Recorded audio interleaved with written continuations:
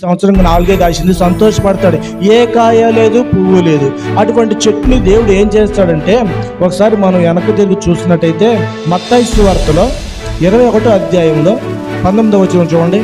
అక్కడ దేవుడు చెప్తున్నాడు అన్నమాట, 3 సంవత్సరాలు గడువు ఇచ్చేశాడు. ఇచ్చిన తర్వాత కూడా ఈ చెట్లు ఎట్లా ఉందంటే ఆ తర్వాత ఏం జరిగింది అనేది చూద్దాం. మత్తయి సువార్త 21:19 వచనం చూడండి. అప్పుడు త్రోవ ప్రక్కన ఉన్న ఒక అంజూరపు చెట్టును చూచి దాని యొద్దకు రాగా దాని యొద్ద ఆకులు తప్ప మరేమీ కనబడలేదు గనుక దానిని చూచి ఇక మీదట ఎన్నటికి నీవు కాపు కాయకుందువు గాక అని చెప్పాను. తక్షణమే ఆ అంజూరపు చెట్టు ఎండిపోయాను. చాలు, చూశాడు, సమయం ఇచ్చాడు, గడువు ఇచ్చాడు. దేవుడు ప్రతి ఒక్కరికి, సాతాను కూడా సమయం ఇచ్చినటువంటి కృప కలిగినటువంటి దేవుడు అన్నమాట. అటువంటి మనకు కూడా కొంత సమయాన్ని ఇచ్చాడు దేవుడు. ఎందుకంటే వెంటనే శిక్ష పంపించాడు. మారతారేమో ఈ సంవత్సరం అందైనా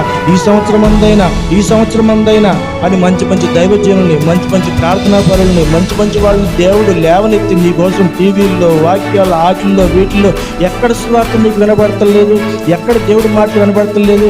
ఇన్ని 100 మాటల్లో ఒక్క మాట కూడా నీ హృదయాన్ని తాకకుండా బండబారిపోయి ఉన్నట్టయితే దేవుడు ఇదే పని చేస్తాడు.